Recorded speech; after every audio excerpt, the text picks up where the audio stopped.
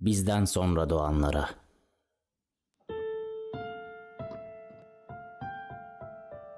Gerçekten karanlık bir çağdır yaşadığım. Ahmaktır hilesiz söz, düz bir alın, vurdum duymazlığa işaret. Gülen kötü haberi almamış henüz. Nasıl bir çağdır bu? Ağaçlardan bahsetmenin neredeyse suç sayıldığı, birçok alçaklığa suskun kalışı içerdiğinden. Yolu kaygısızca karşı karşıya geçen ulaşılmazdır artık herhalde, zorda kalan arkadaşları için. Doğrudur, geçimimi sağlamaktayım hala. Fakat inanın bu sadece bir tesadüftür. Yaptıklarım arasında hiçbir şey hak vermiyor karnımı doyurmaya. Tesadüfen ayaktayım. Şansım bir ters giderse mahvoldum. Diyorlar ki ye ve iç sen, sevin neyin varsa. Fakat nasıl yiyip içeyim ki yediğim bir açın ellerinden kaptığım lokmaysa, bir susuzun sorduğu bardak suysa içtiğim. Ve yine de yiyip içiyorum ben. Ben de bir bilgi olmak isterdim. Yazıyor eski kitaplar bilgelik nedir? Dünya kavgalarına uzak durmak ve o kısa zamanı korkusuz geçirmek.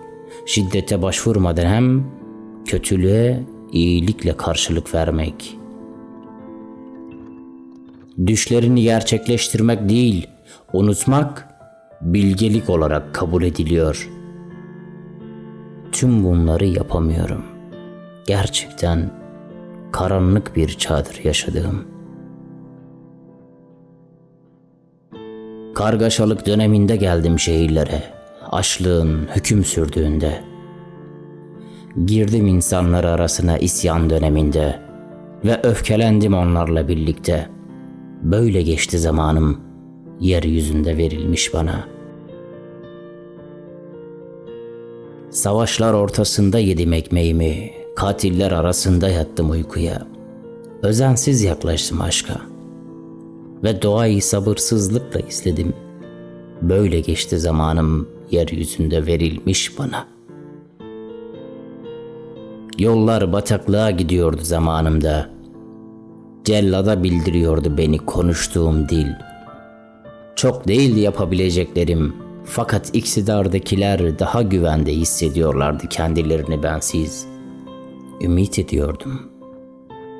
Böyle geçti zamanım, yeryüzünde verilmiş bana.